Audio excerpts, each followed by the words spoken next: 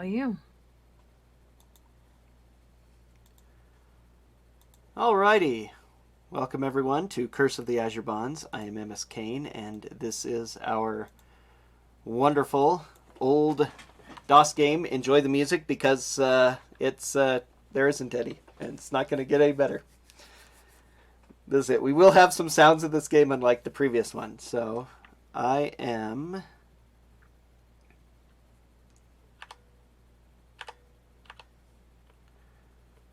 One sec.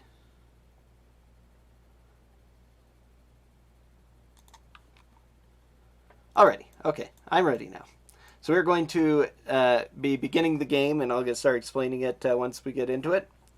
Count down from 5, 4, 3, 2, 1. So this is Curse of the Azure Bonds. It is actually a unique game in a couple ways. It is a sequel to a game and a novel, actually. The novel is Azure Bonds, and it's based in the Forgotten Realms of AD&D, but this is actually the sequel to Pool of Radiance, which came out in 1988, DOS role-playing game. It was actually the first licensed AD&D game that actually used AD&D rules. Curse of the Azure Bonds is its follow-up, much better game overall, although it has some of the same problems, like SSI, the developer, made a wonderful strategy game, but they did not believe in music, so we are left with mostly silence.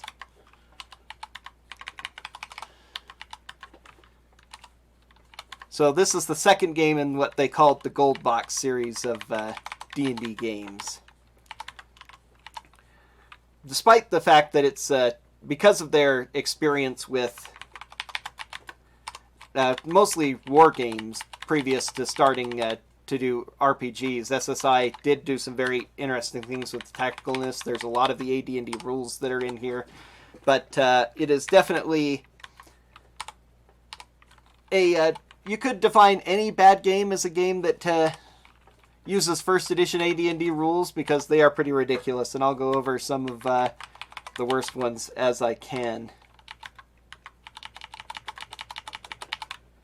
In storyline of the game, we're 5th level adventurers. We've already had an adventure, which is told in the game of Pool of Radiance. We helped free the city of Flan from control of an evil demonic creature named Tyranthraxus, but his spirit escaped through the Pool of Radiance, and now he has become one of our masters seeking revenge on us, and our ultimate goal is to defeat him and the rest of our masters to gain control.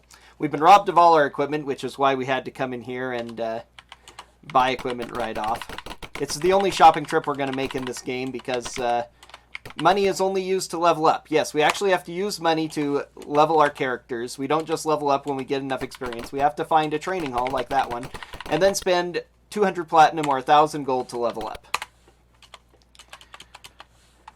So we have these wonderful bonds on us. So what this means is that we were suddenly attacked and kidnapped by invisible adversaries. That's unfortunate. Yeah. And when we wake up, we have these strange blue tattoos on our arms. And these blue symbols glow and move about. And each of these 5 symbols represents a different master who banded into this alliance to try and deal with us. And they each have different missions for us. The first enemies we have to deal with are the Fire Knives. We are in the city of Tilverton in the Kingdom of Cormyr, and the Fire Knives are a group of assassins and thieves who are trying to take over the Thieves Guild. They're also trying to take over the entire city of the Kingdom of Tilverton, and so they wanted to use us to assassinate the king. So because of the power of these bonds, they can give us commands and such. It's not really well defined in the game exactly what the conditions are for it, but there are just various points in the game or storyline where we are forced to do things because of the bonds that are on us. It turns out that the king we attacked when his carriage comes into town was not actually the king.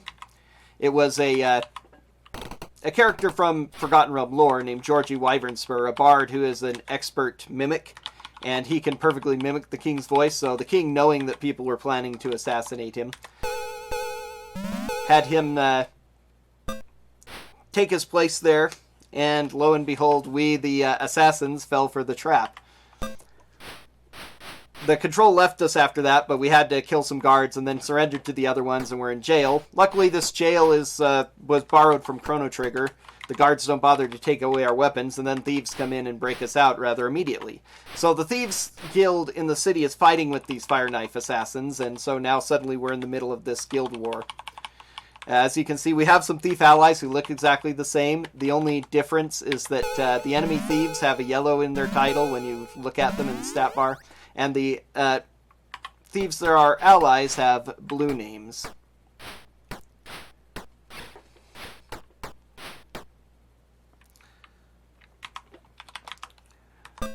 There are a lot of very weird quirks in the battle system here. I'm using hold person quite a bit in this battle because paralysis is any kind of thing that renders you helpless, any kind of paralysis, sleep, other such effects. They are incredibly deadly. If you are helpless and you get attacked, you are automatically hit by the next attack that comes, and it one-shots you, no matter how many hit points you have, no matter what the attack was. Mages can throw darts in the game that deal 1 to 3 points of damage, and a dart will one-shot an enemy with over 100 hit points if he is helpless.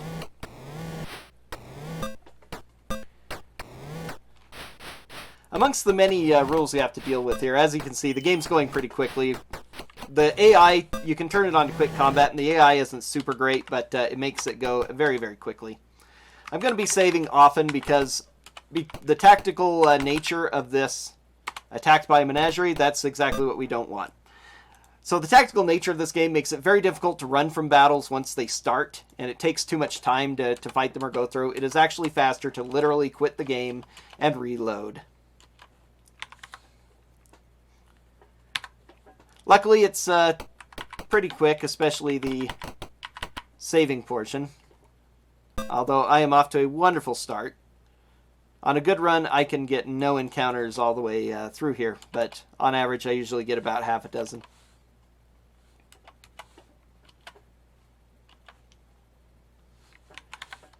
That is DOS things there. Save and reload. Okay, now this encounter is fine as long as we remain calm. The thieves don't attack us. Probably shouldn't have bothered saving there. This is a set encounter against a Fire Knife and his poor hounds. One of the many weird quirks of first edition AD&D is how weapons work. We've got longswords for all of our fighters because longswords deal more damage to large creatures. They do basically the most damage any one-handed weapon in the game does, and they allow you to equip shields, which lower your armor class more, and yes, as some people in chat have noted, lower armor class is better in first and second AD&D, which is pretty counterintuitive, and we also have a stat called Thaco, or Thaco, however you want to pronounce it, that is used to determine what we have to roll on a 20-sided die to hit the enemy. It's very confusing, works a lot better in later editions of AD&D, but this is what we're dealing with in this game. Welcome to the Bad and Obscure speedrun block. Marathon, rather. I should have saved right after that, just in case so I didn't fight again. I need to leave here. So, this game is very broken in a lot of ways, and we're about to get the most broken part of it.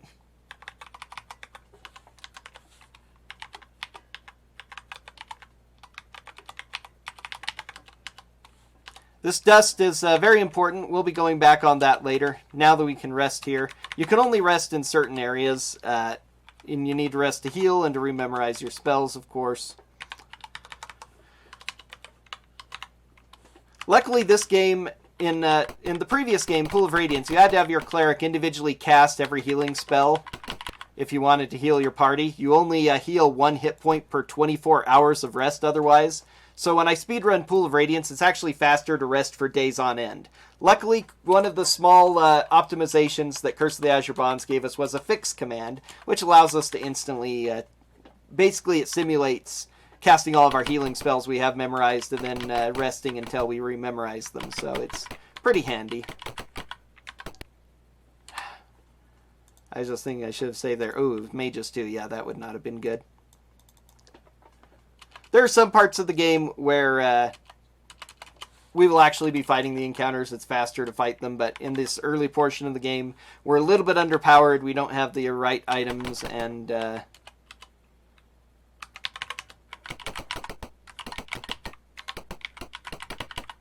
it's just a lot less time and less headache to do that. So now we've entered the sewers. Luckily, the sewers are safer than the guild hideout. We don't have to worry about any encounters here. We don't have any thieves because I was supposed to go to the other door. No worries. I get slightly lost in the sewers sometimes.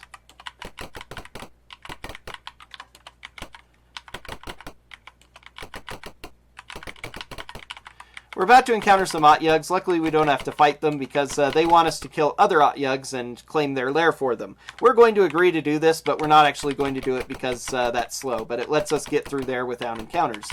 That's, you know, standard role-playing game speedruns, I should say, in that regard. Take quests and then a lot of little things we encounter that mostly we can avoid. We're going to take a little fight here for a bit of a magic item.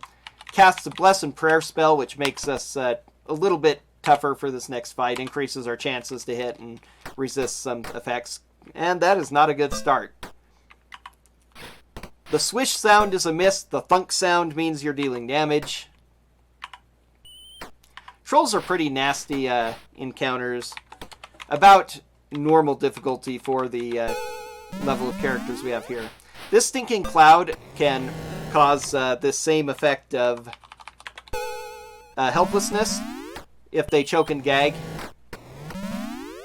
Although it can affect us too, which is a bit of a problem with AI in this, especially in spells in general. They can affect us, but for the most part that worked out. Okay, I need the staff sling, and that's actually all I take here. And now we can rest here. We took some damage, but that's okay. We'll rest up quickly. Bless, prayer. And rather than magic points, of course, if you're familiar with D&D, you're familiar with the memorize system. Instead, you have a certain level spells, and you have to memorize them. We have to look to find this secret door. Secret doors in the game are not consistent. Some of them you have to find before you can use, but some of them you can actually just walk through, and it makes no sense. That one I just walked through. This area has no encounters. The next area does. We're almost done with the first section of the Fire Knives lair. We need to pick up the rest of our set items, though, and then we are going to have a lot of fun now. So we need these items. That longsword is no longer of use to us. All these longswords are no longer of use to us, so I'm going to get rid of them now. Actually, I need to get rid of bows as well, because bows are no longer of use to us. This sword we just picked up is the most powerful sword in the game, and so now that my party, I don't need to worry about any other swords. There's actually one more powerful, but you don't get it until the very, very end of the game, and we actually won't pick it up in the speedrun anyway, so. Now we are going to commence with some shenanigans. I saved the game, and I quit to DOS so that I can reach this particular screen. Every time you begin the game, or when you go to a training hall, you enter the party formation screen. Now this game allows you to build characters. You can lose characters permanently, but you can create other characters to replace them. So because of that, in all of these games, there's a particular just quirk in it. So I have this guy named Bags. I'm going to give him this new necklace, longsword, and desk that I have. Now I'm going to remove him from the party. Now I'm going to get rid of my characters. This drops me back to the beginning screen, and I load up the game. I have not yet given away my items when this game was loaded, so I still have them. However, Bags is in the party pool, so he was not affected by the load, and so he has these items. Using this, I can duplicate all of the items that I have. Now I save the game, add him again, so that in the saved game I have more items. So now I trade these to him. Voila, now Bags has 2 necklaces, 2 dusks, and 2 long swords. So we're going to do this a bunch of times.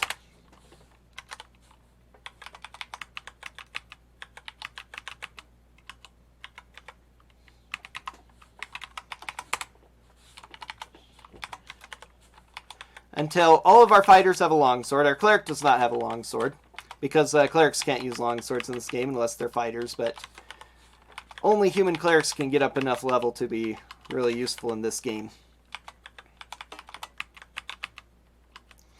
Okay, that's 4. Now we remove him once more. Drop the party. Load the game. Alright. Oh, I didn't need the rest of these, because I've already got them. That's fine.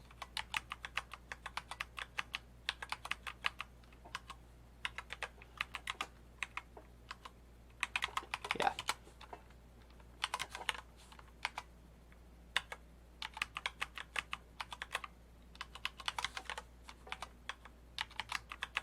We're almost done. Because this necklace and dust, I'll get into what they do in a bit. They are very powerful, but they do have limited uses, which is why I have to multiply so many of them to make sure that they will last me the entire game. Because these things will actually be useful throughout the game. And the Dust of Disappearance is the most broken item possibly in any role-playing game ever, as you're about to see. Nope, not you. Bags.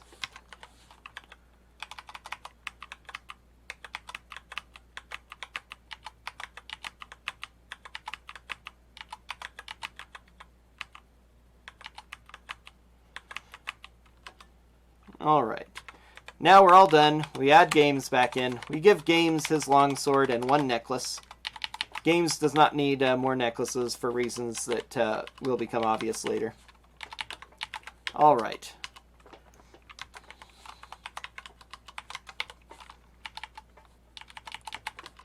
Ready these necklaces so we can use them in our next combat.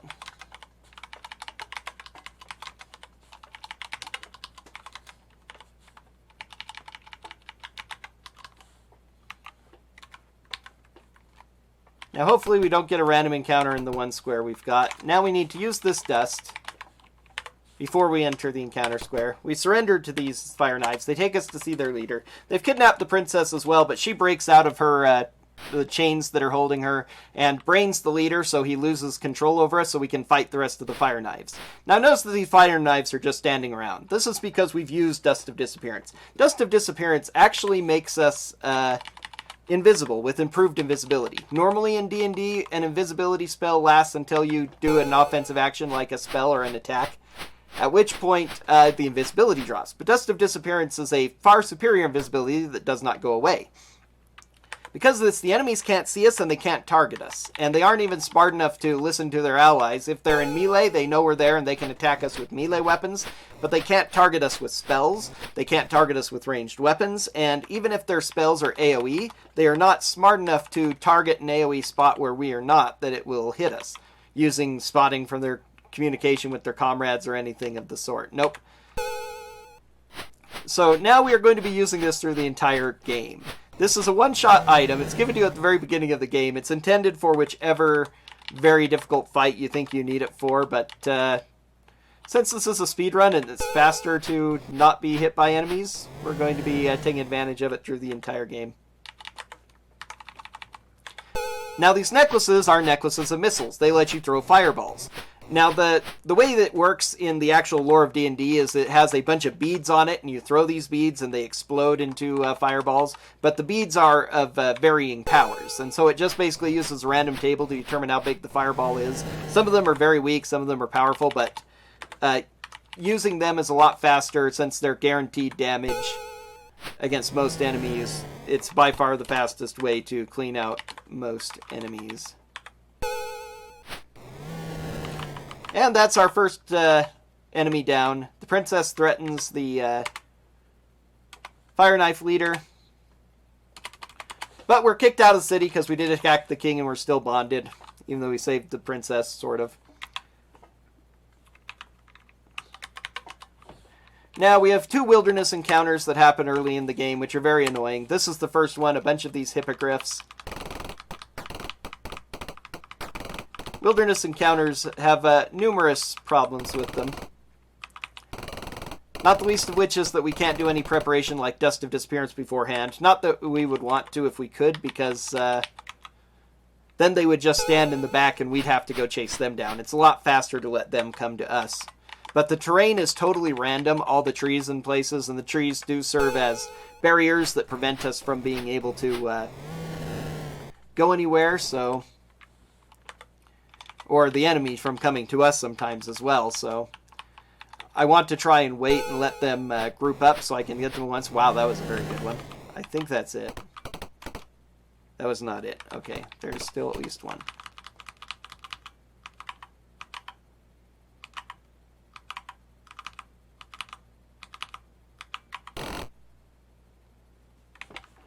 Where is he?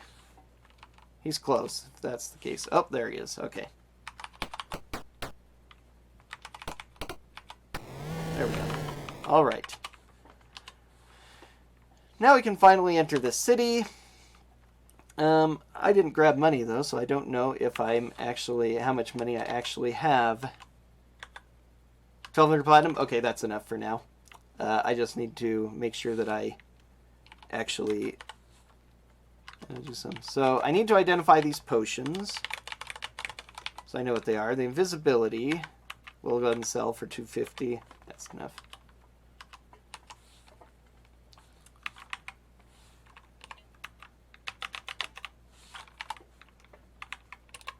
Okay, there we go. That's all the money we'll need. Now we go to the hall, train our characters up. Not all of them can train because in first edition AD&D, the training, the amount of experience it required to level up depended on your class. Thieves would level up very quickly because they were almost useless, while paladins and mages take a very long time to level up. Our cleric gets more spells because she's higher level, and now we need to fix up our healing. Alright. Now we travel to the Standing Stone, we go by Wilderness. We encounter... oh, I started a battle there, that's bad. Clicked a little bit too much. There's an option at the Standing Stone. The Standing Stone's just kind of a landmark, and one of the options you can have there is Patrol Forest. So you can use that to grind up experience casually if you want to, but I was a little bit too aggressive this time and clicking through text. When you arrive at the Standing Stone, you meet a strange old man who is...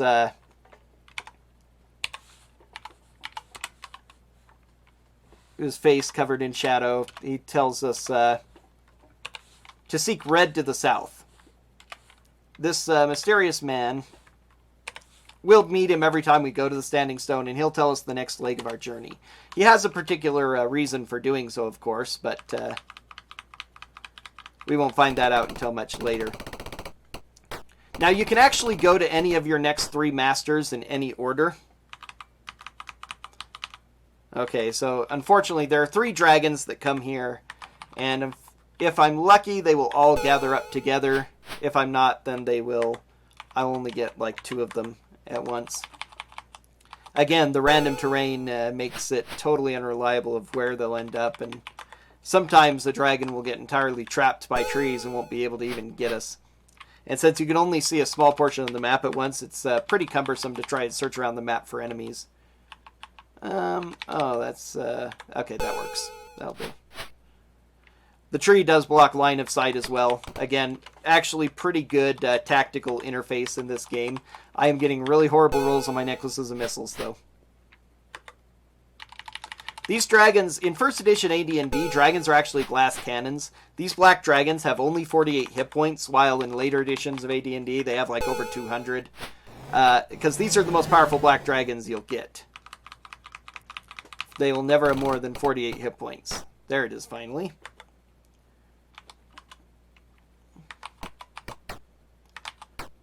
We can do some damage to one in melee. Okay, good. That was fast. Alright. Now, we're entering the village of Hap, which is currently... First, we're going to fix up, though. It is ruled over by Dark Elves, who are... working for our next master named Dracandros. And if we parlay meek to them, they will treat us as desert scum. Now, normally you'd want to wander around and kill all of these these patrols because it makes this boss fight coming up have less characters in it. Less enemies to kill, but it's a lot faster to fight them all at once, especially when you have Dust of Disappearance. Now, we will cast, that's right, Bless Prayer, and actually, boss, we want you to use your Potion of Speed. Alright. So now, here's the Afridi leading these Dark Elves, and I need to take my necklaces off, because Dark Elves are 50% magic resistance. I have 2 necklaces equipped. Whoops. I need to take them off before I quit combat because the AI will use them, and there is no friendly fire in this game, friendly fire protection. If you cast a spell and the AoE hits your characters are in the AoE, they will take damage from it. So I don't want them randomly using it because they just throw it at the nearest enemy and are like, this sounds like a great idea. And it's very bad here because the Afridi takes less damage from fireballs, and the Dark Elves are 50% magic resistance. Normally this would be a pretty dangerous fight because all of these Dark Elves can cast. The Clerics can use resist fire of all things. The Clerics can cast Hold Person to paralyze me, which would basically is the one-shot kill. And as I explained, and the mages at front would be able to cast lightning bolts at me and do heavy damage to rows of characters and bounce lightning bolts off the walls. But since they can't see me because of Dust of Disappearance, this fight becomes a bit of a joke.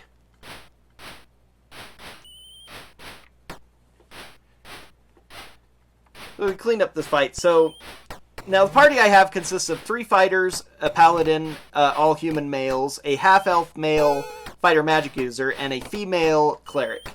Now, I have to do this because of wonderful first edition rules, which are really stupid. Male characters have a higher maximum strength than female characters. That is just inherent in the game itself, and there's nothing that can be done about that.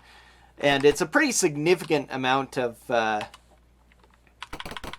difference, too, in how much that affects. So I can't afford to have any females except for clerics who can't get that exceptional strength. They will actually max out the same. Now I've left the area to go back and do an extra bit of training, because now I can become a 5th level mage, and I learn the very important spell of haste. And my paladin can train. Now I need to make sure to go to the inn and memorize my new haste spell, or the next big fight coming up is going to be very painful. Get my Bless and Prayer rememorized. Okay, we're ready to go.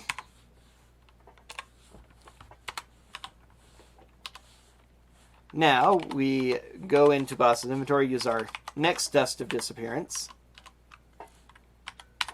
And now we take a trail to the cave, which we found the map to these caves on the on the Afridi's body. And this is the lair of Dracandros, our next master, and his Dark Elf allies. Salamanders are actually immune to fire. First edition AD&D wasn't great with elemental resistances and immunities, but there were some creatures that had that, and salamanders are actually immune to fire. So Dark Elves are likely to resist necklaces of missiles, and salamanders are totally immune, and that's mostly what we'll be fighting here, so we're just going to be on auto combat and cleaving up the enemy pretty much the entire time. Now I'm going to borrow the enemy's chainmail here, because it is better than my plate mail. You need at least, really. And it actually allows us to move twice as quickly as we would in plate mail. Literally, we get twice as many squares of movement with Drow Chainmail versus regular plate mail armor. However, Drow Chainmail melts in the sunlight, so that's hilarious. You can get random encounters on the same tile you get encounter squares. So this is why we have a female cleric. This woman will only give this mission to females, and that will allow us to avoid some fights, including a very major fight a little bit further down the line. Now, it's not super necessary because even the regular encounters we can actually just flee from before they start and take a step back, but like so.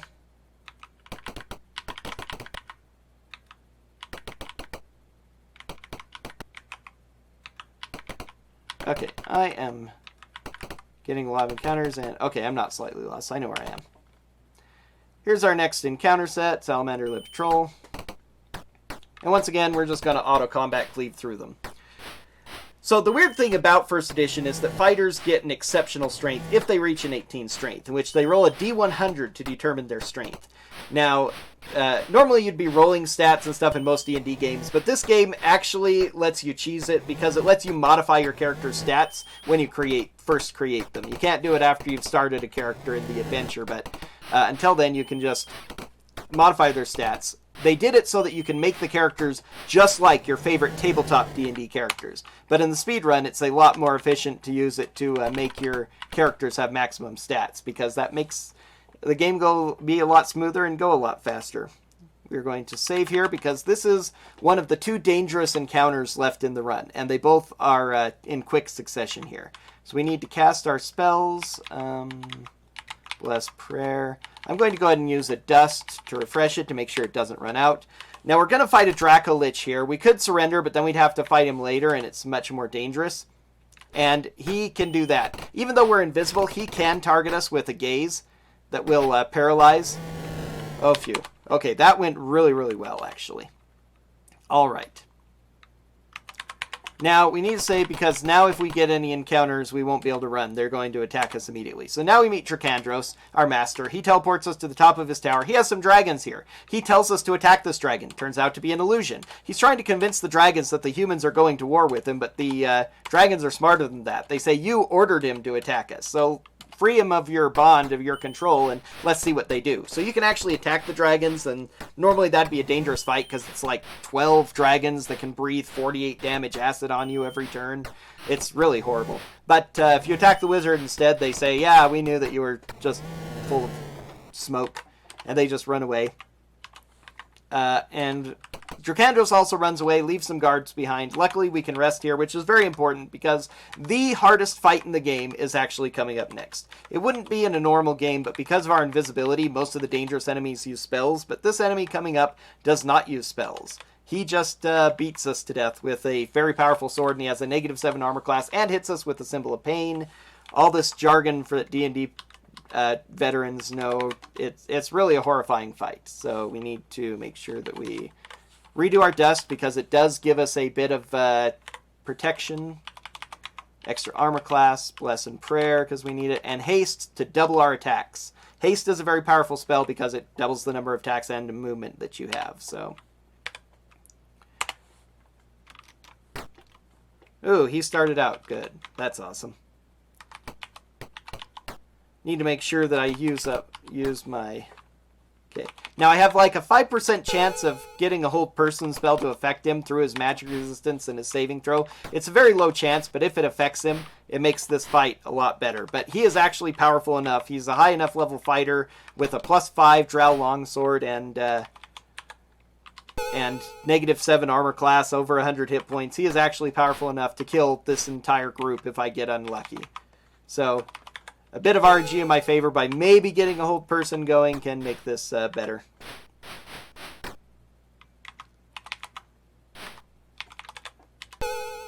Hey, there we go. Battle over. Thank goodness. Alright, so now I get his stuff. Goodbye to this shield. This is going to get traded to Serendipitous for later. You get these now, and you'll equip this as well. Oh, I forgot to use the very important potion. I'll use that later. That helps out too if I remember to use that potion of giant strength, but I usually forget. Okay, rememorize our spells. There are only certain places where it's safe to rest, but the game actually tells you where they are most of the time, so going back to those places will allow you to rest. Otherwise, you can get attacked by encounters in the middle of the night. That's an encounter room we ignore. It prompts up to enter it. This place will actually be fighting all of the enemies because they're pretty small groups for the most part. Oh, I forgot to use my Dust of Disappearance, though. That is bad.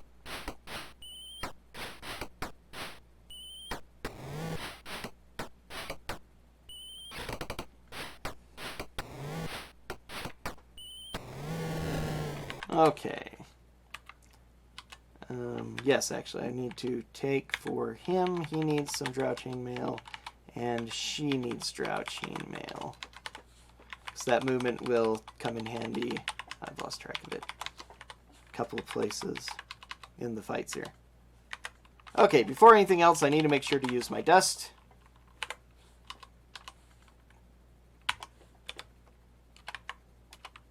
We meet another Burly, that Dark of Lord, but he was actually just an illusion. I love sometimes the movement patterns of these wonderful AI. Now, the reason I made the cleric female was because clerics, both male and female, if they're human, they max out at 18 strength. So I'm not actually disadvantaged by having a female cleric, and again, I need that female cleric to get the Swan May symbol from Silk in order to avoid a fight later. Now we get to fight one of the favorite enemies of D&D entrepreneurs. These are owlbears. Owlbears are not immune to fire, so even though they're in a kind of cumbersome position, it's worth it to toss a few fireballs to wipe out the owlbears on the fringes before we resume cleaving up the Dark Elves. And for the old-fashioned sprite work these things have, they're actually really, they really are pretty cool-looking owlbears. Pretty cute little sprites there. There are a couple of other places you can encounter owlbears, but this is the only required one. I avoid all the rest of the places thanks to just knowing the map locations.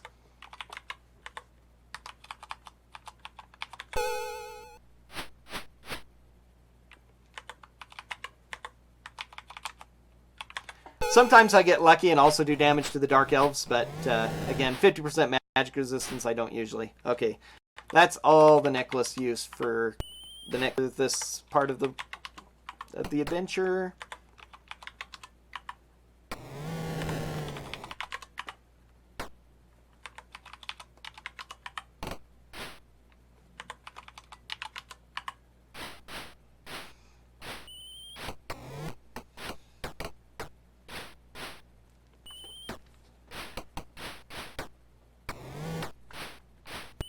Owlbears are probably more bear than owl, I would say. They're mostly giant bears with owl heads, really. At least in their original design. I think some of the later ones make them look slightly more owly, but he was trying to run away. There is morale in these games as well, which is a pretty cool thing. Sometimes in some of them, some of the enemies will actually just surrender, which eliminates them from the combat entirely, which is pretty handy. Armored contingent of Dark Elves. So Silk gave us the Swan May in exchange for us agreeing to do something for her. We were supposed to find either a dragon heart or a dragon egg. We're actually about to get the dragon egg because going that way allows us to avoid encounters in other areas. But it's going to take time and be possibly dangerous to go and give the egg to her, so we actually never do that. Once again, you know, usual kinds of speedrun RPG things. We get hit by a spike trap here. Pretty much unavoidable. But we're almost done with this section. Now we're going to refresh our dust here as we take on some wyverns. Now, wyverns are actually rather dangerous to us if we tried to fight them in melee because similar to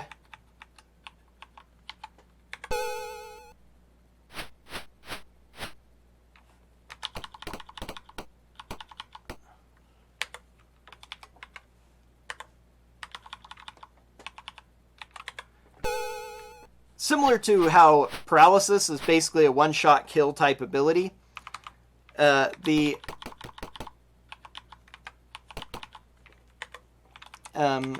poison is also actually a one-shot kill effect in first edition AD&D. If you are poisoned, you die. You just die, and then you not only need to be resurrected, before you can be resurrected, you have to be cured of the poison. Both effects have to come on. That's at least how it works in this wonderful game that they made. So I'm pretty low chance of getting hit and actually getting poisoned, but if that happens, it's trying to raise characters in this game is extremely cumbersome and not worth it. So it's something. Oh, that was a powerful one. It's something we'd rather just avoid entirely. So if it comes up, we're just. It's better just to avoid the very chance of it happening. One left, we can kill him with our melee there. He's already taken a couple fireballs already as well. Okay, and now just one battle left. That's it. And then maybe some random encounters. So we cast our haste spell, our bless and our prayer. Otherwise good. Alright, now we are once again going to actually use our necklaces of missiles here, and the reason is because of Dracandros. Dracandros has invisibility, so we can't target him, but we can target his buddies and he'll get hit by the AoE. He is actually kind of dangerous because he can cast a spell called Fire Shield, which is a damage shield. Whatever damage we do to him in melee, he would deal back to us. So we could charge in with our fighters and try and cleave him down, but if he gets Fire Shield off, then we're going in for a world of hurt. So using doing this, if you damage an enemy turn before they can cast a spell, or if they're in the middle of casting a long spell that takes more than a turn to cast, and yes, there are some of those it keeps track of, you lose the spell or you can't cast the spell that turn. So by doing any damage to him prevents him from casting the spell this turn. But we have enough necklaces of missiles. It's generally easier just to charge in, drop all the spells down until he dies, and then cleave down the rest of his enemies. We get a little bit of damage on his minions as well, since the Ifriti are, for whatever obscure, crazy reason, not immune to fire. They actually take slightly reduced damage from fire, but it's like they take 3/4 damage instead of full damage. It's not very much protection, comparatively, considering that they are supposed to be genies from the elemental plane of fire.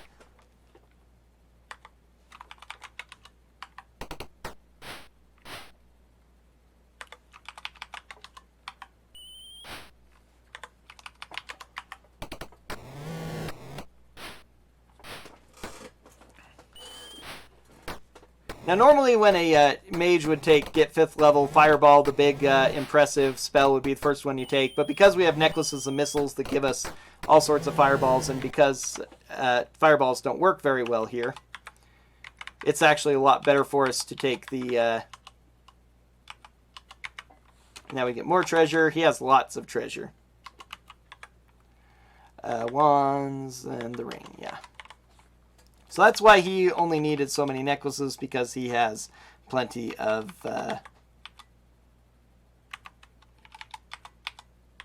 Okay, now we're going to drop both of those.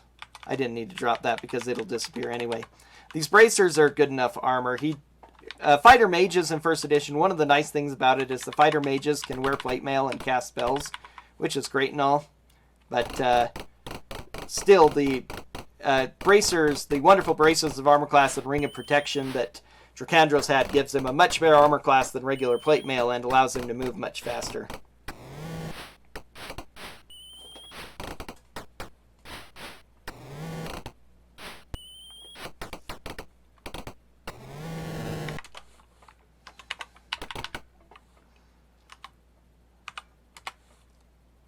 Alright, and with that, we're free of Dracandros, our second master. Now we're going to journey to Asembra, the wilderness. Our way is blocked by an impassable chasm, which is taken from Monty Python and the Holy Grail. But it's actually a... what it actually is a copyright protection thing. I'm using the game available from GOG.com, however, and it has disabled the... okay, he actually needs... That's interesting. Pool view items. Identify so I can tell the difference. Oh, I actually am still short of money. Okay. Now I'm not. Okay.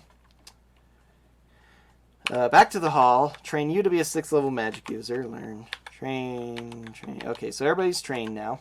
Level 7 is an important power spike because it means that our fighters get to attack 3 times every 2 rounds, which is really complicated, but when we're hasted, it means that we also get to attack 3 times a round versus just 2 times a round. So essentially, it is a 50% power spike. Oh, back to the end.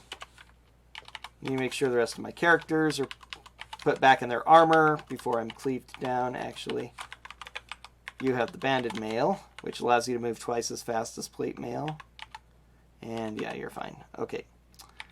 Now we can memorize our spells. One of these rings is a Ring of Wizardry, which doubles all of our first, second, and third level spells. So he has a lot of spells. Not that he uses them much because he has wands and necklace of missiles, but in an emergency he has them. Now we get more powerful healing spells finally, so fixing will go slightly faster. Boom. Alright, time to journey to Standing Stone by trail. There the strange man talks to us again. We journey to Hillsfar by wilderness so we can avoid people. Journey to Ulash by wilderness so we can avoid more people, including green cultists. Enter the city. We ask permission. We get hit by a horse on the way out just because. We parley with the guards. We go with them. And now we are told to wait here, and we are going to save the game and quit in order to reset RNG. I don't know quite why this works the way it does, but this commander, you have to do things to impress the commander of the Red Plumes of Ulash, and if you don't impress him, he attacks you, and all of the checkpoints that we'll be going through, a minimum of 2, will have more guards attacking us, and we want to avoid all of those fights, so we want to impress him. And one of the things he likes is the Swan May that we picked up. He also likes us if we kill these Zentil spies, but we let them go because we want to avoid the fight. And we please the commander. Now, if I hadn't quit and reloaded, he said, "You are looters," and attacked us. And then I would have quit and reloaded, and it would have worked. I have no idea why it works like that, but it does. So now the guards wave us through. We save the game because we don't want to have to deal with that again or have RNG reset in other ways. We always get this encounter here. We just flee and take a step backwards. And I forgot, oh, this is actually dangerous. I forgot to use my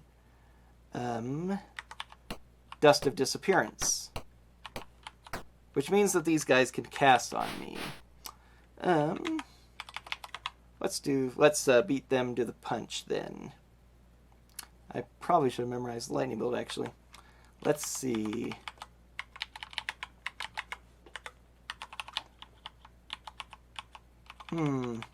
Okay. Well, sorry about the serendipitous. This will... Luckily, there are no other casters except for those 4, so... those 3, I mean. So now, they won't be able to cast any spells. Oh, they're immune. That's right. Oh well, we got the cleric. That's good.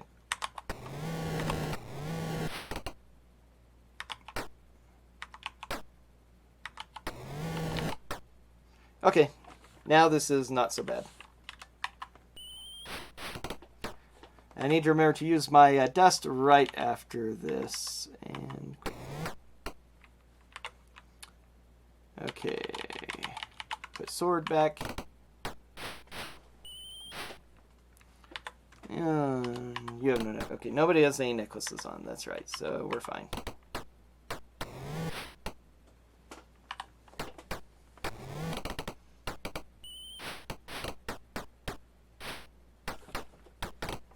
You can use dust mid-fight, but it doesn't affect the entire party automatically. It only affects a certain area, and it wouldn't get the entire party because of the weird way our formation comes in.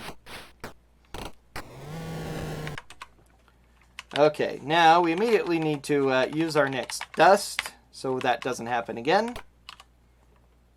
Save the game, so I don't have to forget about it because of encounters. Now we get a set encounter with Shambling Mounds, but there's a random amount of these, 2 to 4. Looks like we got, or 2 to 6. We got 3, which isn't too bad. Shambling Mounds are immune to fire, so we still can't use Necklace of Fireballs. Nope, we got 4. So a little bit worse than average, but I actually get 2 or 3 fairly commonly. It's very, very rare to get a full 6. So they're pretty annoying little swamp things. They get healed by lightning, take half damage from cold, and are immune to fire. So they have really weird elemental resistances. So pretty much all we can do is cleave them down. I think they also take half damage from weapons, which is really annoying too. So with 58 hit points and armor class of 0, it's pretty tough to cleave our way through Shambling Mounds, but it's all we can do for now. However, we're about to pick up a weapon that will be very, very effective against Shambling Mounds. Or a magic item, I should say. It's not technically a weapon. A dead cleric clutches a bone wand. So one is the wand of lightning, which is unidentified, but we can still use it. And the other is the wand of defoliation. And yes, most items you don't have to identify to use. The wand of defoliation kills plants. And since, we fall into a pit, take a lot of damage. That was a lot of damage. Now we enter the pit of Moander. there's a lot of plant enemies, including the shambling mounds, that we're going to have to deal with here. Luckily, encounters are rare. Wow, I actually failed to bash my way through the door on the first try. Leave, doesn't matter. For the most part, at this point, I can avoid most encounters. Now we get 2 new companions. We're going to parley nice to them because it's actually faster to let them join us. Let's see. We need to use dust again because they are not invisible, and that will foul everything up if they don't. This is the big fight, so we need to make sure to use our haste spell and our bless and prayer. And now the priestess of Moander is planning to use us to resurrect their dead god. I don't know how the bonds are supposed to do that, but they are. But the thing fails in the middle, and so we end up being perfectly okay. And the gate snaps shut, and only pieces of the god made it through, so he's dead now. And the remaining clerics and their minions attack us, so now we have to kill Mogion and her group. The shambling mounds are immune to fireballs, but the priests are not. And we can use this wonderful Wand of Defoliation to hit enemies in a cone line 3 squares long for 20 damage each, roughly. Pretty darn spiffy.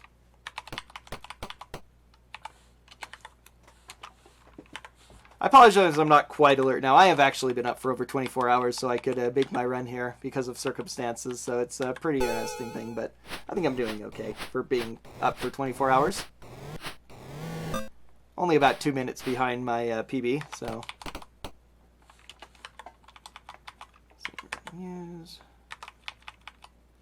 And okay, only Mogion left there. We'll fireball her down a few more times. Actually, probably would be faster at this point to cleave her down. So let's see. You have necklace? No? 2 hits.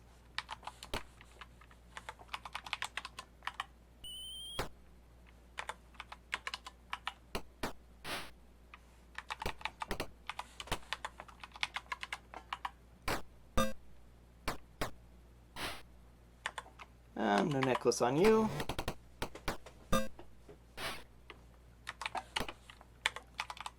Wand of Defoliation on a line.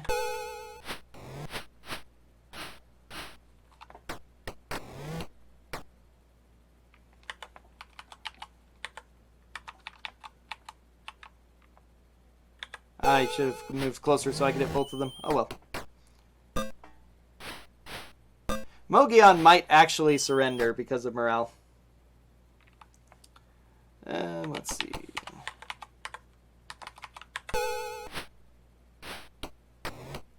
There we go. Cleaved out. So unfortunately, this isn't the only boss fight, but we get some treasure now. We're going to get a second suit of +3 plate mail, +2 shield combo, a cloak of displacement, which gives another -2 armor class bonus. A -2 bonus is one of the great lingos of first edition negative armor class stuff. Super great. Now the bits of Moander scream, "You have killed us!" and now they attack. This is a pretty dangerous fight normally, even though they have no spells and they're just big meat sacks and stuff. It's still a moderately dangerous fight without Dust of Disappearance because there are 3 of them and they can move around quickly and surround you. But when I can surround them instead... There. Here. Now in this weird position, for some reason, because of the way of how huge these things are, the cone effect doesn't work properly through most enemies. So, but by standing in that position, I can hit 2 of them at once with the Wand of Defoliation. And it's the only place I found where that works. Otherwise, I only hit 1 bit of Moander no matter how I direct it. And so doing double damage, guaranteed 20 points a turn, basically, is pretty worth it. And yeah, I'd say the AI is pretty close to original XCOM. It's awful lousy. A lot worse than that, yeah. Okay. 140 hit points on each of these bits of the god. These are bits of Moander. They have 140 hit points each. Goodness, that's a massively powerful god. So we find the Gauntlet of Moander. Cultist sees that we've killed their god and screams out and runs away. So now we're going to get a lot more encounters and they're going to be dangerous. Vegapygmies, I can fireball them down. Some of these I'm undecided on whether it's faster to take them or to try and reload, but Vegapygmies are extremely weak, and I can actually use fireballs on them. Darn, too many are making saving throws. Oh well. Still, 2 fireballs should be enough to finish off. You can't quite reach. You definitely can't reach.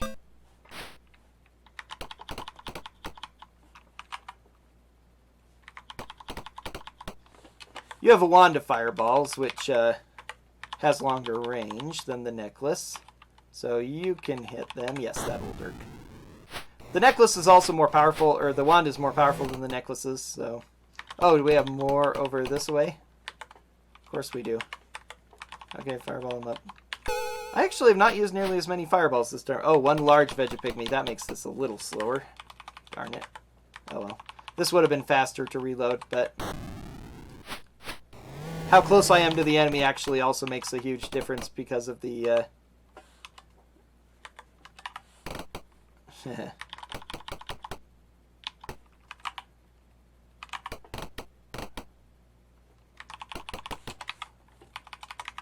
Let's cast a magic missile. That will finish him off, guaranteed. Okay. That was a bit of a waste of time. Oh well. Okay, I'm still heading south. Oh, problem is now that I've lost myself. Oh, yeah. This was still in the main hall. Shambling Mounds? No. That's, Yeah, nope. Not Vegemites. Vegapygmies. Yeah, the cute little sound effects in this game, which you don't get to hear when I speedrun Pool of Radiance, because, golly. Again, sometimes I can make it through these areas with very minimal encounters. This is going to be... This looks like it's going to be a fun one. Shambling Mounds are always going to be too slow to take the fight, though. They're just so many hit points and no fast way to AoE them down. Okay, that was a good run. We'll save the game. Bash through. I love how doors auto-lock in these games. We've already bashed our way through this door, but we show up and somehow it's been locked again. Okay, this is actually a set encounter of Vegapygmies here. Luckily, there are a set encounter of Vegapygmies, so we can just fireball them all down.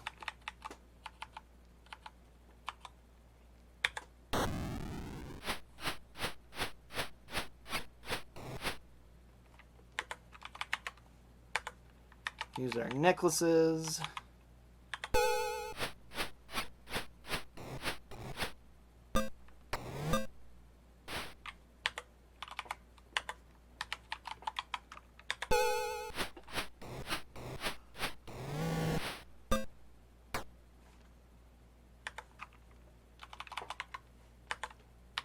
Yes, I agree. The Vegapygmies are kind of cute little critters. It's sad that they're forced to be enemies here. The Wand of Defoliation works on them as well, of course, since they are plant monsters, but the fireballs do bigger AoE and they aren't immune to them, so... Whoosh. Okay.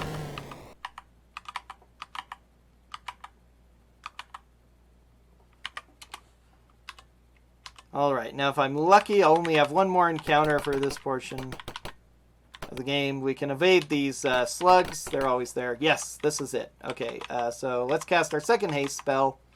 Haste has an interesting effect that it actually ages all the people affected by it by a year. So it doesn't matter in our speedrun, of course, but if you were doing this game through multiple... you can actually transfer your characters to Secret of the Silver Blades once you're done with this one, and then from there to Pool of Darkness. So... And age effect is actually, the effect that age has on stats is programmed into this game, so if you use too many haste spells or potions of speed that age you a year, your characters will eventually become old and decrepit. Since in the speedrun, naturally, that doesn't matter to us, but it is something you have to keep in mind. You had to keep it in mind when you were playing original 1st edition AD&D, and also in this game, if you were trying to transfer your characters across the whole 4 and trying to do a lot more with it. Yeah.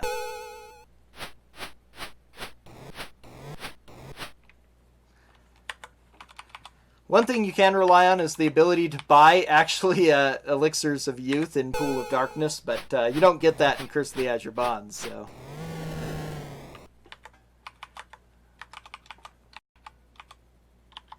Let's see...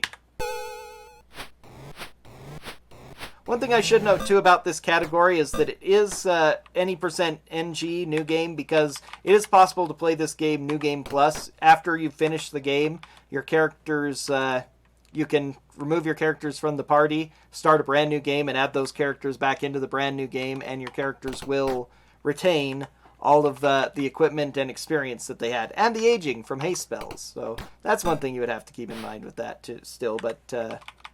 it's a neat little effect here. I haven't yet done a New Game Plus run with this. I really should.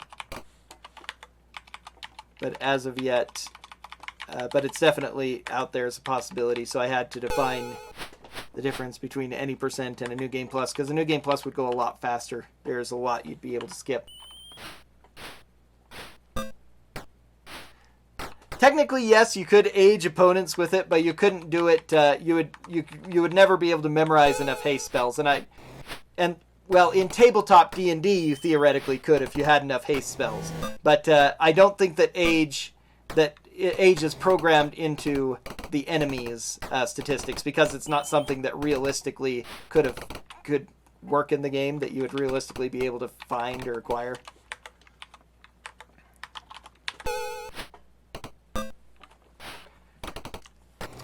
I have a... Geez, I'm trying to remember. It's a Steel Series 500, I want to say. Had it for a couple of years now. Alright, so that's the end of the Cult, Elias, and Dragonbait leave us. Elias and Dragonbait, by the way, are actually the main characters from the novel of Azure Bonds, which this is a sequel to. She was the original one who was bonded in that book, and so she actually knows about the bonds when she encounters you. The Cult of Moander are villains in that book as well. It's a very good novel. I've enjoyed a lot of the Forgotten Realms novels, and that was one of the first ones I read. I played the game first before reading the novel, and then I discovered that my dad had it in his wonderful fantasy collection. I was quite thrilled. Okay, let's see. Now we go to Zentil Keep. Have a wilderness to avoid patrols. We enter the city. We don't really have enough experience to level most of our characters, so we didn't bother here. Now, we shouldn't get any encounters in the city, but you actually...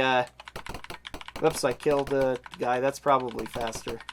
But it might make more random encounters, I'm not sure. Okay, looks like I've gone with... I was about to say it. Parley meek to the soldiers and they let you go. Alright, we followed this halfling bard in to rescue her friend Dimswort. So we collect Dimswort from the cell and take him along, but he doesn't actually join the party. He's a nothing flag is all he really is, a data in the system. So we need to now make sure that we are dusted again. And now we need to leave this area and enter the cave of the beholder. This hooded woman appears and says, I can get you out of here. So we say, sure, and follow her. And then suddenly this guy appears, but he's too late to stop us. And we meet the hooded woman's master, this beholder. He's interested in the bonds that we have on. So these are both, we're in Zentil Keep where the Zentrim are. And an encounter. This is a super encounter heavy room because there are various factions. Zentil Keep is a city of lawful evil followers of the evil god Bane. And so because they're lawful evil, they have a lot of factions that vie for power. And technically the beholder Dexum isn't a part of the Zentil Keep, but he is a servant of Bane. And so... But he's trying to get one up on Fazal, the leader of the Zentil soldiers. Now, Zentil Keep is our next master, and Fazal specifically, and he bonded us in order to use us in a pretty clever plot. By controlling us, lots of encounters in this room. If I can make it through the room, this whole area gets a whole lot easier.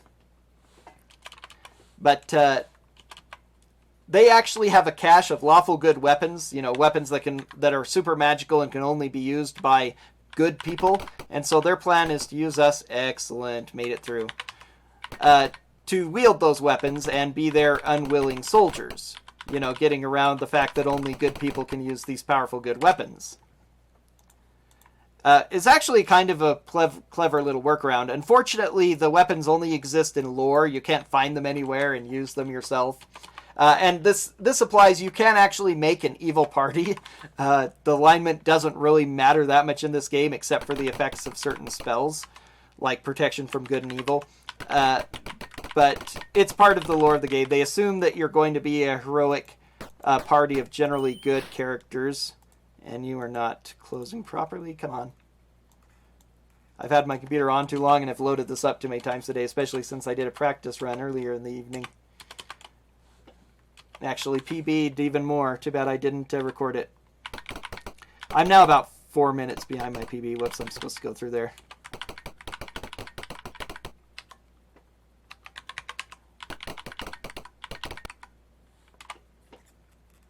But Dexum has learned about us, and so he tries to sneak us out under Fazal's nose so we can find out what these bonds are about, so he can get one up on Fazal and increase his standing with Lord Bane.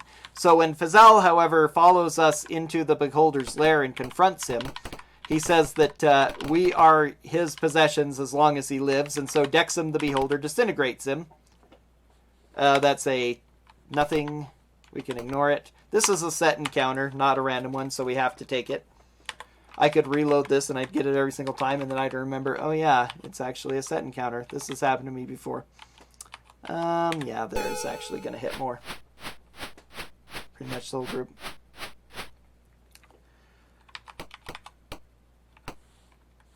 You don't need to get that close, actually, because you have the wand, but oh well. Wand of Defoliation, now useless, but whatever. Yeah, I gotta go there. And so because of that, our bond goes away, and now that we no longer have a bond, Dexum thinks that we're useless, and just leaves, and so a fight was breaking out in that big room between the Zentil soldiers and the Baneite priests who are loyal to Dexum, and so you have a good chance every square of encountering one of the forces or the other. So, and then they're both still battling throughout, but the most of the battles were in that center room. Now we can finally start using our necklaces and missiles on all these encounters, however. This is a good time to cast Magic Missile. Should have killed him.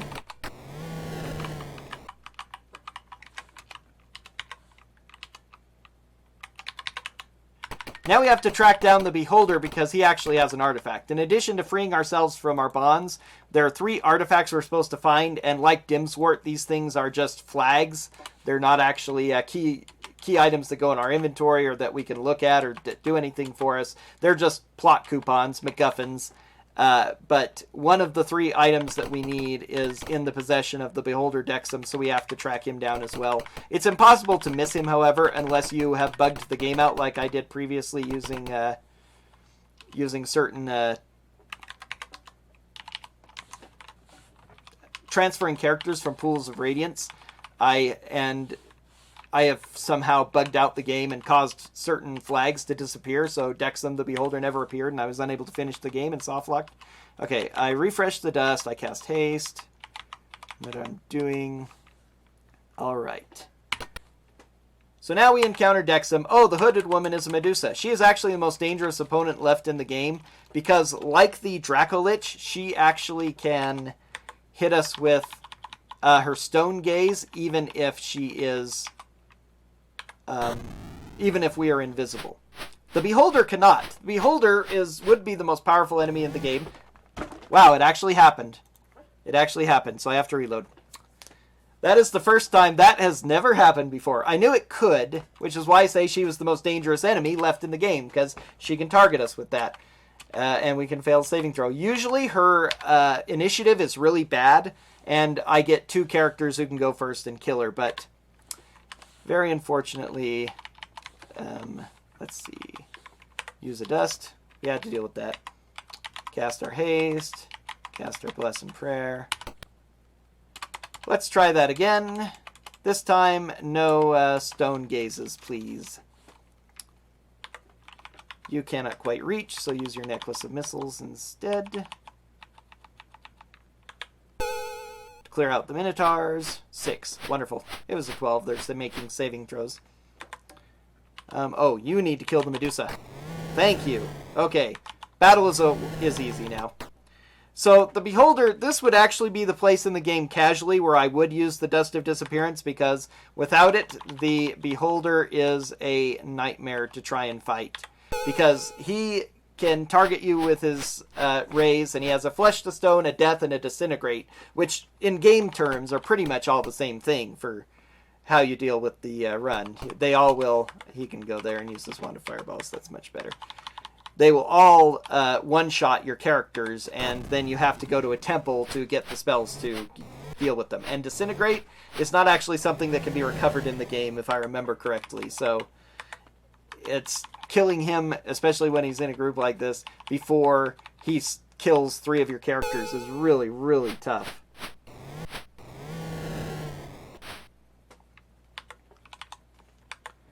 So, luckily that makes the potentially most dangerous enemy in the game, at least that we would normally encounter. There is a much worse place in the game where if you want to do the optional Mole Master Beholder Core fight, which does exist in this game, you would have to... I'm just going to quit you. There, Beholder done. You have to fight multiple Beholders at once, and that is scary. Nothing very interesting.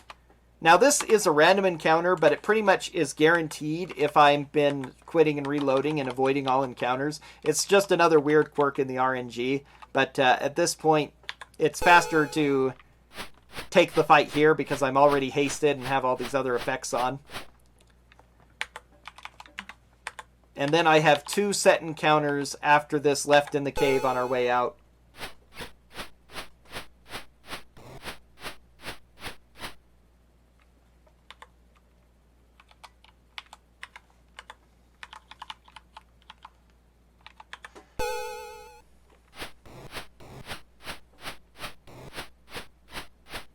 That's actually a really good idea. I should get that Beholder sprite for a Twitch emote. Thank you for that, Juggerdaz. That is a wonderful idea. I've been thinking of what else I could do for my Twitch emotes, but that's a good one.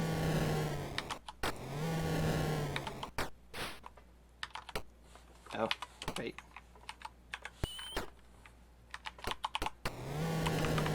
Okay.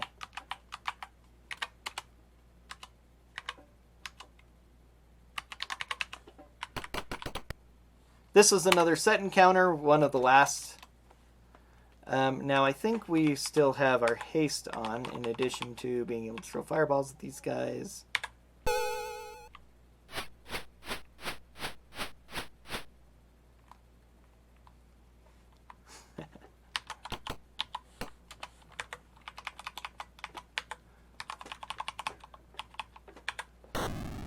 That's good, Alfina, yeah. It would be MSKain watch. That's an idea. I'll have to figure out how to extract that file now so I can turn it into a Twitch emote. Or just see who else is already extracted online.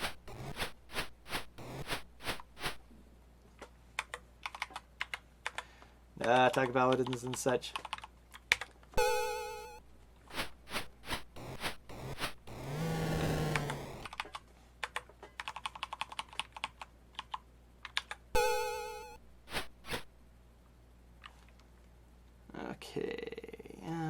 Yeah, just use the necklace on these 2.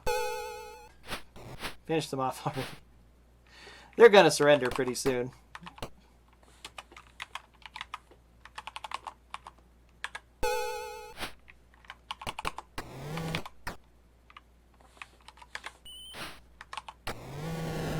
Ah, the Minotaur surrendered. Great. Okay. 1 fight left with a semi-dangerous opponent. Another Dark Elf Lord, just like the one we fought before. No, thank you.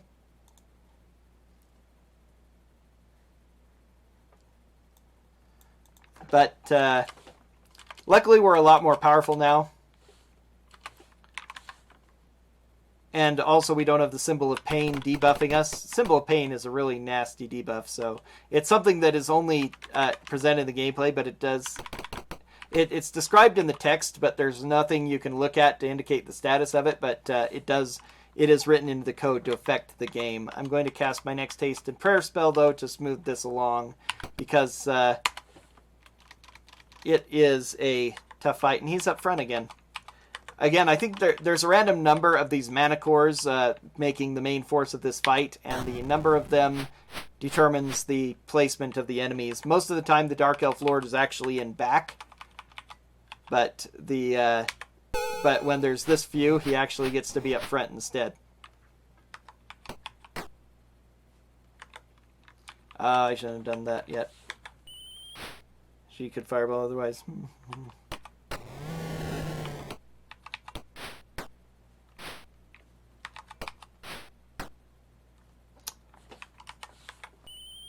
I actually ought to cast another hold person just in case. Okay, let's go and Magic Missile him.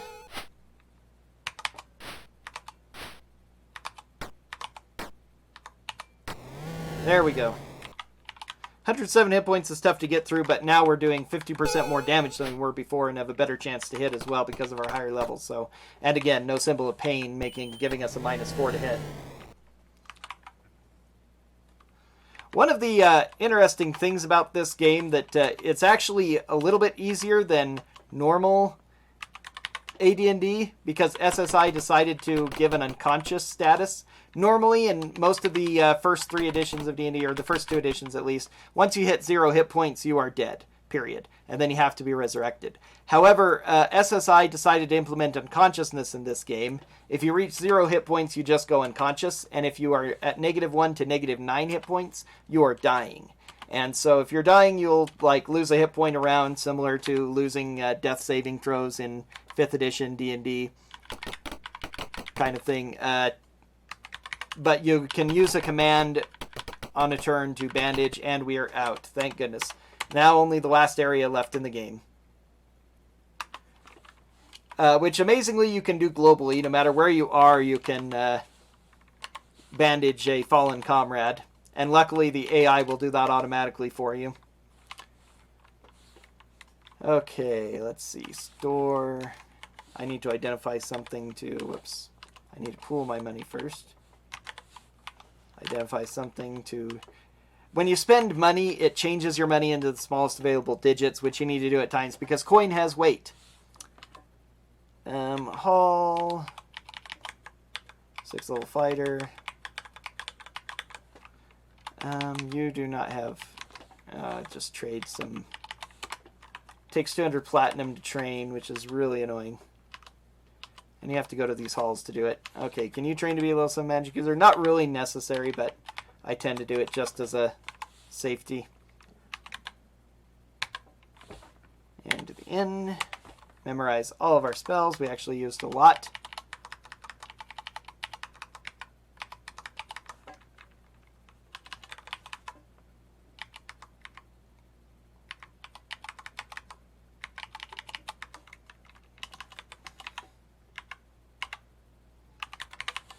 Alright, time to leave the last area. So we journey back to the Standing Stone, and the strange old man who's been talking to us the entire time, I went on a trail.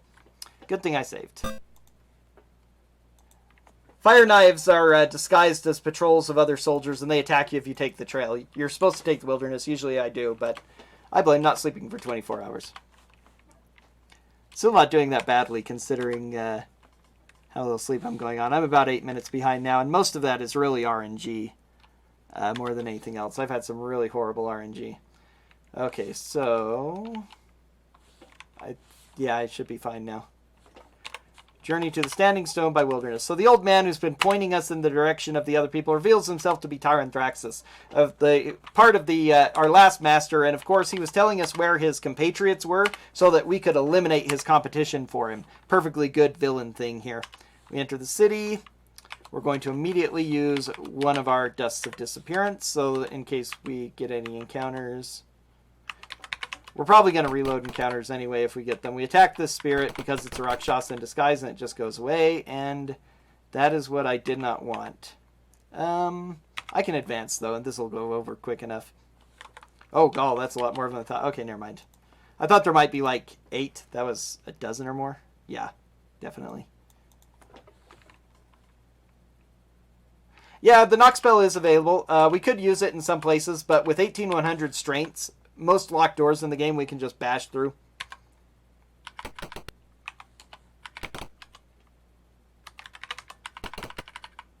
Now we can, these are Thri-kreen. If you play D&D, you might know what Thri-kreen are, insect people. If you tell them that your master is Tyranthaxis, they leave you alone. If you say anything else or do anything else, they attack you. Whoops, I better not type it wrong.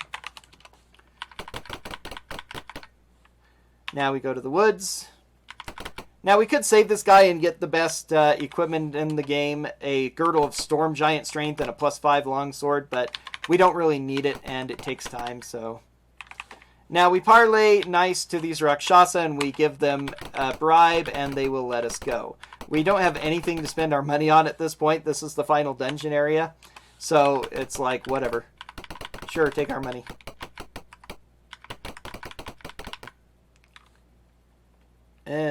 Yes.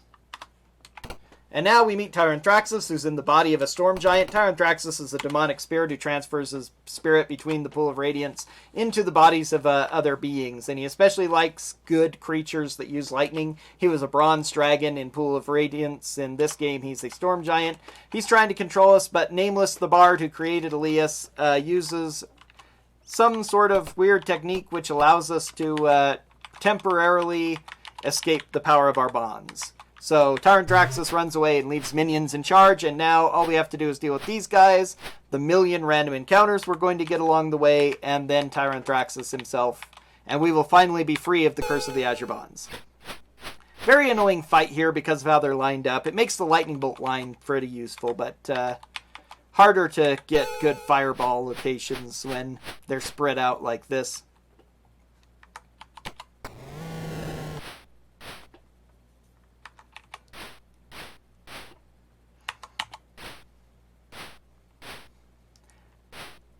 It should be noted, too, that Hellhounds in 1st edition, even though they breathe fire, they are not immune to fire, which is a very amusing thought. Considering that they are also supposed to dwell in the... They're supposed to be devil dogs, literally, you know, extraplanar creatures from the same plane as devils, you know. So that, which is a fire-based evil demonic being plane. So you would think they'd be very uncomfortable for them to live there and not be immune to fire.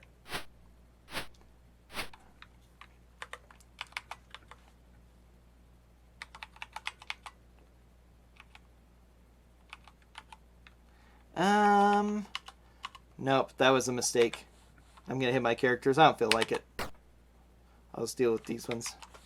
Okay, fireballs are not going to be as useful anymore now. I've cleared out what I can with them, so time to go to normal combat. Lightning bolts are still good, though, because we still have this line.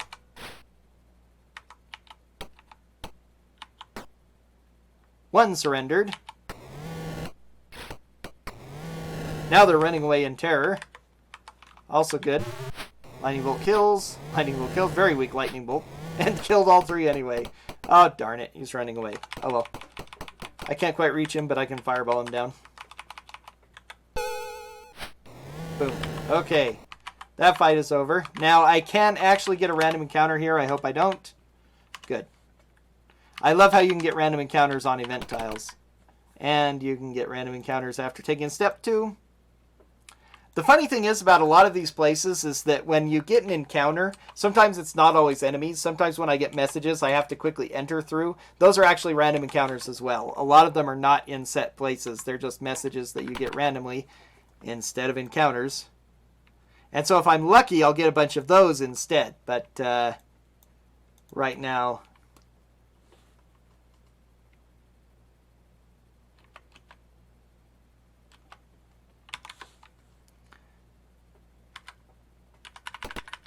Oh my. I have not had good luck with Tyranthaxis' lair today. My last PB was actually pretty good. That I ran last week. This was a D-Rust.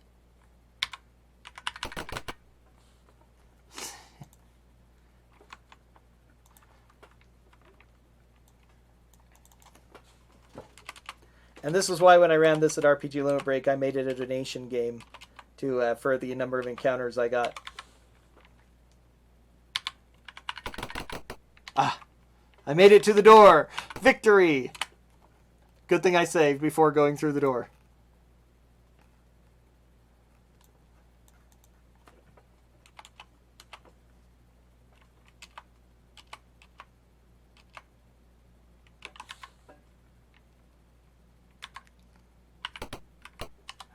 Okay. I took another step. Save the game. Okay, that was actually a message encounter. That's pretty nice. Unfortunately, getting a message encounter does not guarantee that won't get an encounter on the next tile.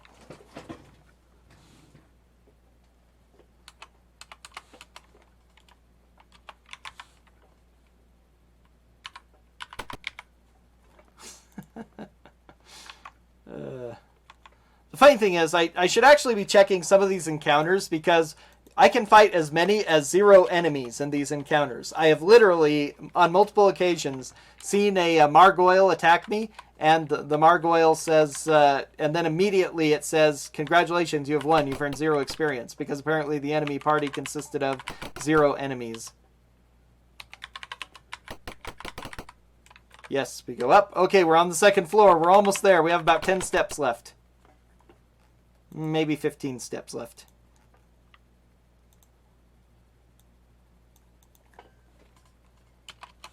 I'll be very happy with the sub 130 on this thing. I don't know why I submitted this with a estimate of 2 hours. That was close to my estimate when I first submitted for RPG Limit Break, but over the months of practicing for that, I got it down nearly a half hour from there. In fact, it was close to a half hour. It's a little more than 2 hours at the time, but...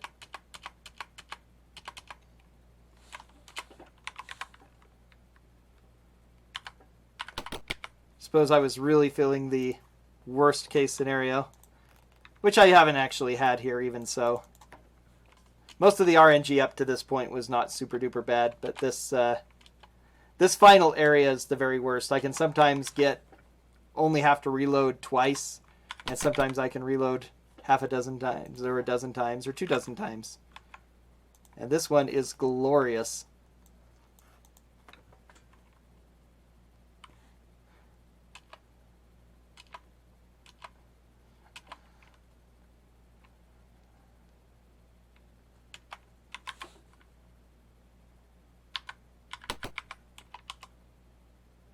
That's nice. I got another empty encounter.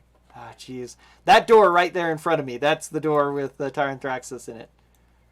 I should have looked. It might have been a single priest. It can be a single priest, and then I can just nuke him down real fast.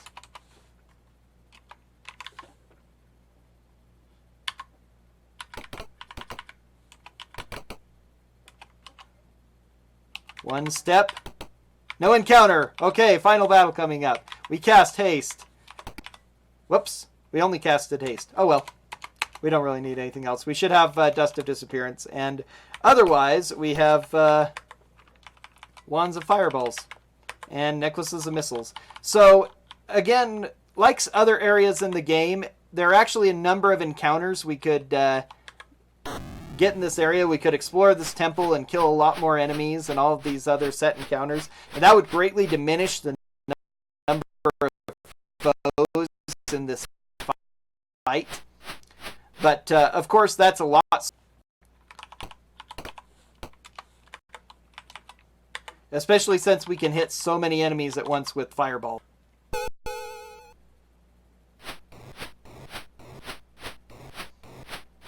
Yes, if you wanted to do a new game attempt, it would be very worth it to pick up the Longsword +5 and the Girdle of Storm Giant Strength. Give that to all of your characters and not the sword to the cleric, of course. But, and then running throughout that game would make that portion, again, go a whole lot faster.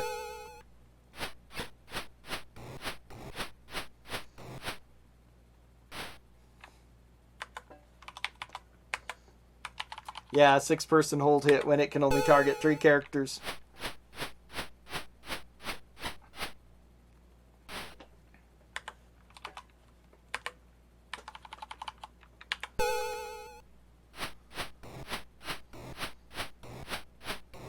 These enemies we're fighting are Margoyles, as well as the priests. Margoyles are one of the things that they really loved in the Goldbox designers. They threw it in several places. You encounter a bunch of them later on in Secret of Silver Blades as well, but they're not an enemy that I've seen commonly in just about anything else D&D related. They're kind of wingless gargoyles with a lot of thorns and spikes on them. Their sprites actually look pretty good and spiky. So they've got a pretty decent armor class and such, but let's see. Yes. It probably would use the same party setup, simply because with the ability to use Necklace of Missiles for magic damage and the power of the weapons and swords you have, using fighters would be generally preferable. And having one mage to cast the haste spell on the party would be pretty important, as well as having a healer just to make healing go very fast. It would take a lot longer without a cleric because you'd have to rest for 50 days after some battles in order to get all your hit points back. Trying to decide if I actually want to use this or not and wasting time. When you get this few enemies, we only have a couple of priests left. This hopefully will finish them off. Yes. Now we just have to cleave up Tyranthraxus, who would be throwing lightning bolts at us, but he can't, because he can't see us because of Dust of Disappearance, the most OP item ever put in a game, because this is just ridiculous. All of these casters who can't hit us. And that's it for Tyranthraxus. It's not time yet. Time will be coming up in approximately a minute. We have to go through some cutscenes I can't advance through. They advance at their own pace, and it's pretty slow. And now our bond, we melt the Pool of Radiance with the Gauntlet of Moander, and Tyranthraxus is destroyed. And now in super slow pixelation, our last bond fades. We are free at last. Time is coming up on final text box. It's one of the most obvious text boxes in all of role-playing games. Knights of Mithranor rush in, take us to a fine feast. We are free, you have won. Time.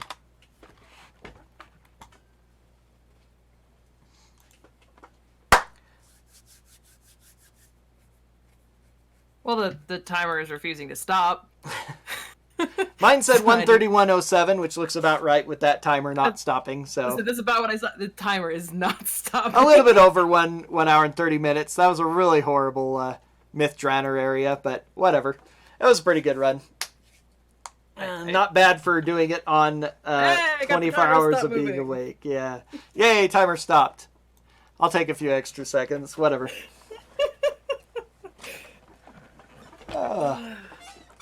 This is probably the second biggest crowd we've ever had watching Curse of the Azure Bonds. Thank you all for tuning in and for supporting this little marathon with your views and such. And we've got a lot more great speedruns to come, though I won't be seeing any for a while because I need to go to bed. Thank you very much for this run. This has been a lot of fun for a DOS game. It's been kind of fun with everybody in chat diving into some of these AD&D rules. Thank you all for joining us. We're going to be on the BRB screen for just a few minutes. We are going to have to switch streamers, but give us a few moments. We're having a couple little hiccups getting this started, but we'll be getting that going here very, very quickly, guys.